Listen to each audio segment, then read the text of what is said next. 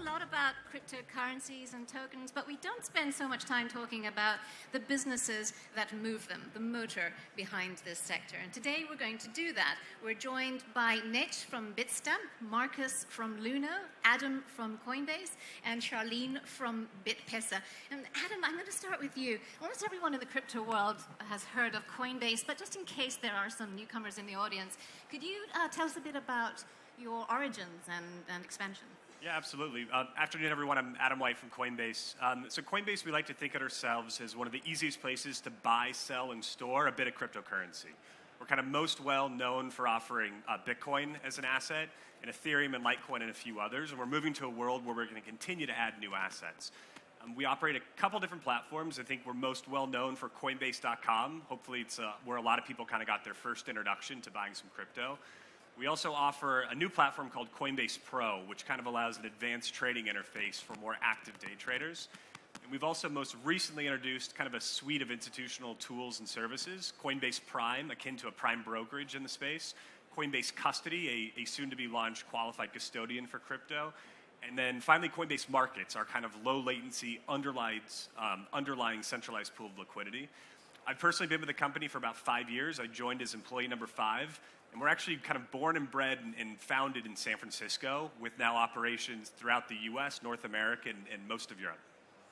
Coinbase started out focused on the retail sector. I have to disclose an interest. You hold a chunk of my fiat and my crypto. Okay, not very much because I work in media, but why the shift to institutional funds? I mean, did cryptocurrency not start for the masses? So I spend most of my time waking up every day thinking about how do we get the institutional capital that we believe is waiting on the sidelines into the space. And from our best estimates, the conversations we're having with hedge funds, large banks, proprietary trading firms, there's somewhere around $10 billion waiting on the sidelines to enter the space for really 2 things. Number one is regulatory clarity, and we're seeing that emerge in parts of the world more quickly than others.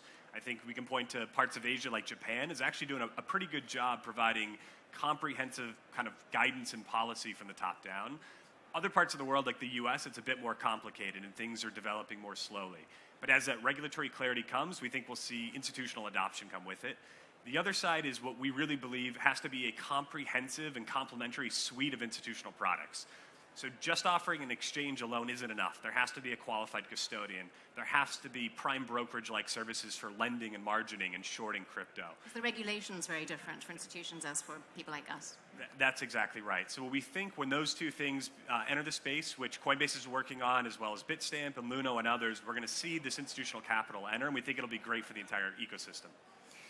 Nate, Bitstamp was one of the earliest exchanges and is now one of the largest in Europe. Can you talk about your origin story? Where did you start and where are you based now? Sure. So we're quite old. I think we were 6th or 7th to exist way back in 2011. That's really old, yeah.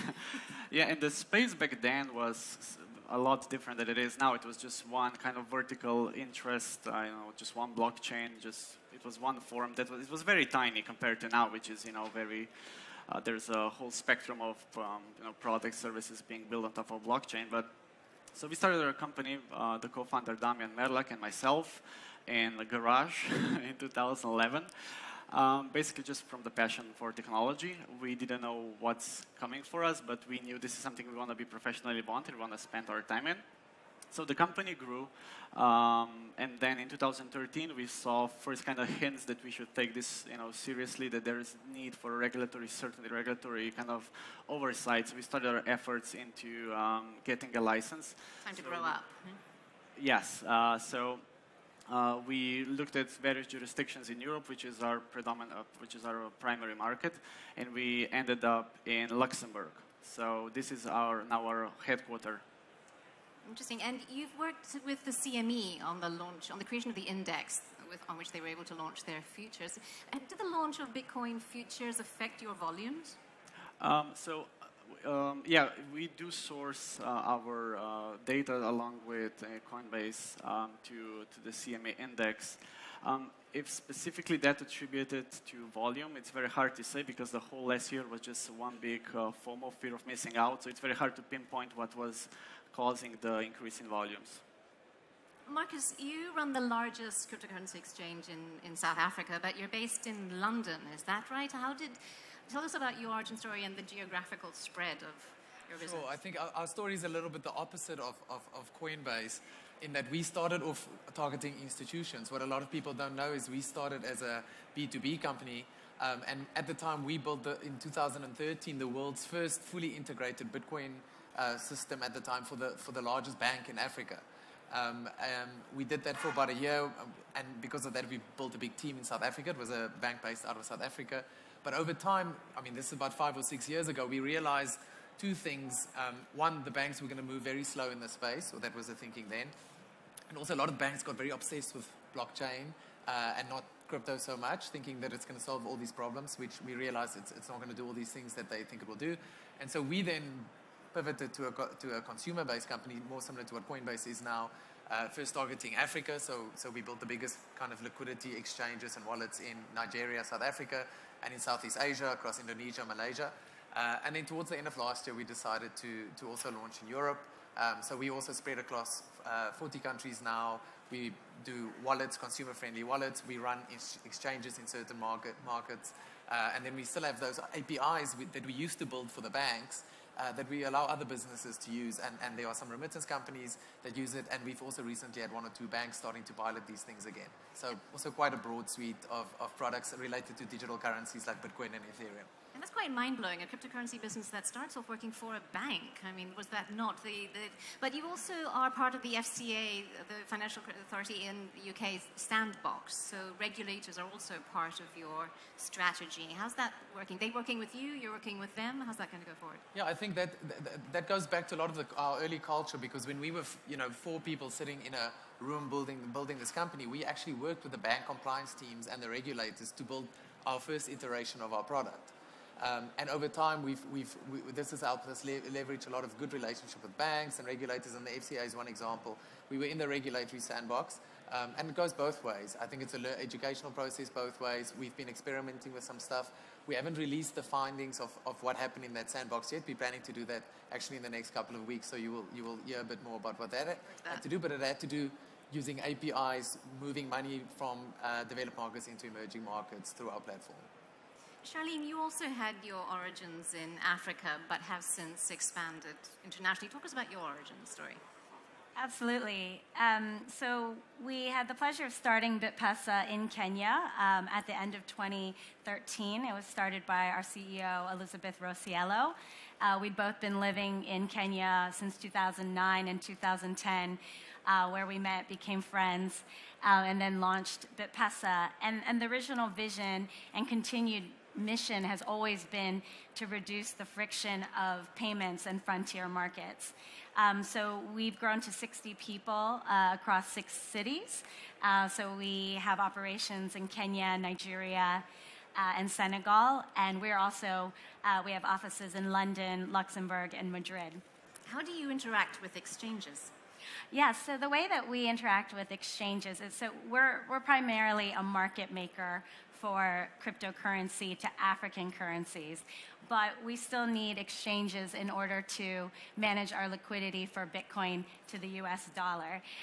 So that's how we work with exchanges. So we hold exchange accounts at some of the largest exchange companies in the world. And what do you look for in exchange? How do you choose the exchanges you work with? Absolutely. There's a number of factors that are really important when you're operating with an exchange. We're looking for deep liquidity. We're looking for great pricing. So absolutely, it goes without saying, great security of our funds. And also we look for APIs. I think the name of the game in our industry is always automation is better. So if we have APIs that allow us to instantly conduct trades and execute trades with exchanges, that's better. Okay, and if an exchange were to want to get in touch with you to present their business, how would they do that? They could certainly email me at charlene@bitpesa.co. Adam, tell us about international expansion. You've had your hands full of this recently. What's the hardest part? Expansion is hard. So Coinbase, we started in San Francisco, and we started operating in the United States, and that alone carries with it effectively 50 different state regulatory agencies. In many ways, Coinbase right now is regulated like Western Union or PayPal. We have money transmitter licenses, and most states all have kind of separate rules and regulations around that. A few years ago, we expanded to Europe, and we offer the ability to onboard and customers to buy and sell in almost all countries in Europe. And that with itself carried a whole new regulatory body and working with the FCA out of our home base inside London. As we continue to look across the world to expand to parts of Asia, to parts of Latin America, we have to confront that same regulatory uncertainty or kind of disconnect. So in many ways, we're trying to rebuild things in duplicative ways, which isn't always the most efficient use of resources, but it's a core part of operating in the space of kind of financial services and technology. Coinbase's mission at the end of the day is to help create an open financial system for the world. We believe a huge part of that is helping people get cryptocurrency or helping get fiat currency into the crypto world. So how do you let them easily connect a credit card, a bank account, and purchase a little bit of Bitcoin or Ether or a different digital currency? That is a big part of our international expansion plan. The second part of our international expansion plan is how do you actually help people use cryptocurrency? How does this actually help solve a real problem or purpose in the world? And we look at some of our products like Coinbase Commerce or a Coinbase Wallet, a dApp browser, to actually allow people in new parts of the world to buy some crypto and then use it on these products and services to actually solve a problem. So when we think of expansion, it's not just about lighting up more countries for buying and selling. It's taking products like Coinbase Commerce that don't actually have the ability to buy or sell, but expand those internationally to new parts of the world too. And Marcus, how do you choose your expansion targets? Well, we were lucky in the sense that the founding group of people were already from a lot of different countries. Many of us have lived and worked across Asia, Africa, Europe, speak multiple languages and so on. So I think culturally, we've always had a kind of a nice advantage to go into other countries. I think where a lot of the challenges do come in is what Adam is also saying in terms of understanding the local regulation, building those relationships, especially in emerging markets. These things take a lot of time. It's very time and relationship intensive. Obviously communicating across a lot of different countries and cities and so on. But we've mainly focused on the areas where we had a lot of expertise initially in the team. So that would be around Africa, Southeast Asia, and Europe. And again, this comes a lot down to the initial founders of the company, where we all had lived and worked in most of these areas, and of course our investors as well. We have Naspers, which is the biggest emerging market tech investor in the world, so that gives us the kind of nice emerging market footprint and infrastructure, and Balderton Capital, which is one of the biggest European tech investors, that kind of gives us that. So I think it's a combination of all these factors put together that helps us shorten down the list of which countries we want to operate in. Are there some geographical areas that, in your opinion, are easier to expand into than others? I think that some are a lot easier, especially on the technical side. When you talk about APIs, if you're in certain developed markets in the US or in Europe, if you want to integrate a bank, to move someone's fiat into crypto, you can just integrate the API.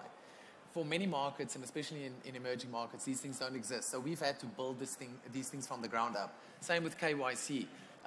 There's a lot of third parties you can use in Europe and the US to KYC your customers. Many markets we had to build these things from scratch. So I think that that does create a bit of a barrier to entry, makes it a little bit harder to get into some of the markets. But again, there's also a lot of common things. I think the user behavior across these markets is a lot more similar than what people think at the moment. So I think even though people do use it for transactions and speculation and investment, I think a big mistake that a lot of people make is they think, in emerging markets, everyone's using it for remittances or transactions, and in developed markets, everyone's using it for trading and investment. And to be honest, a lot of the demographics in emerging markets it's people that live in cities, they have a lot of income, they're quite well educated, and so they also do these investments. So I think there's a lot more similarities in terms of the demographics of what people might think. The implementation and how you get people into the system, that's quite different. More layers than we realize. Nate, what role does regulation have in helping expansion of exchange businesses? Sure. So if we look at a couple of years ago, regulation was not really a hot topic, not a center topic. But given the 2017, we are seeing market participants being, family offices, trading firms, market makers, high frequency traders, and these are the people that, when you onboard, a client as such, they don't just open an account. They come and visit you. They ask questions. They want to know how you keep your money, how you keep their money, and also they want to know how, what kind of regulation you follow, what are the practices that you've implemented. And this was not the case, years ago. but specifically ever since the whole kind of rally of 2017, these are the new market participants that already in the existing markets are on the other side of every trade, and these are the institutions that are now coming into crypto. So this is where regulation is very important. You need to have things in line if you want to attract this kind of clients. Magic wand. You have a magic wand. What's one thing that you would like to change to help your business grow faster? Sure. So in terms of what's kind of the biggest struggle, it's because half of our business is crypto, the other half is banking. So our mission is bridging the gap between the existing finance and crypto. And we are passionate about crypto, but we still have to work on the legacy rails. And banks are notorious for not being very receptive, sometimes even hostile. So if there's a magic wand that can fix that, I would use it for that.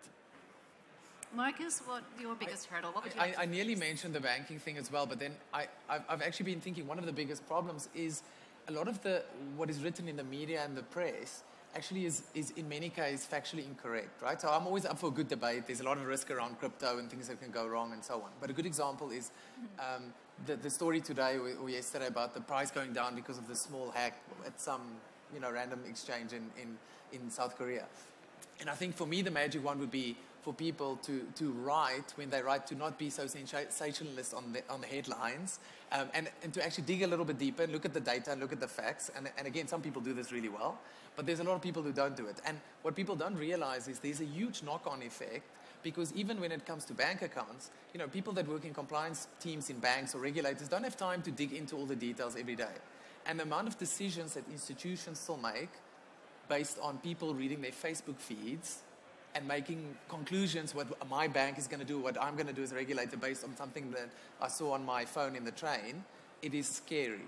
So that's something with Magic One. If I could make that disappear, that would be fantastic. And enough to make the business seem riskier and more volatile than it really is, which would keep people standing on the sidelines. There's legitimate things that one should write about, but I think we can all dig a little bit deeper into the data and into the facts before we write clickbaity headlines. Media and the regulators as well. Adam, what would you like to change? Magic wand. Simply said, an actual use case, something that everyone every morning wakes up and uses cryptocurrency for. I think all the infrastructure we're building now to allow price speculation and asset exposure is great. But if we don't come to a world where people are actually using crypto to solve a real problem every day, I think it's going to be far less successful and honestly less impactful in the world than what it could be. Do you have an inkling what that use case might be? If I knew, I'd probably go create it right now. But in the same way that everyone here in this audience is probably using their mobile phone to check their email and surf the web, very few of us understand how that technology works. We don't really need to. It's ultimately providing a service and solving a problem.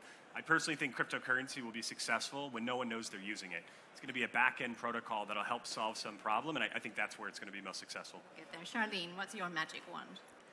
I would have said better access to banks and favorable regulatory environment, but to be more original, I think I would say for those of us who have been in the space for many years, there's a lot of excessive hype around cryptocurrency and blockchain technology in general. So I think my magic wand would be to whisk away with all the fakers and be left behind with people who have really legitimate use cases, are generating liquidity, are creating products and services that are genuinely benefiting customers and businesses and governments. Make it more real, and that's one thing we can all agree that you four are helping to make happen. Thank you so much for being here. Thank you all for joining us. I hope you enjoyed this as much as I did.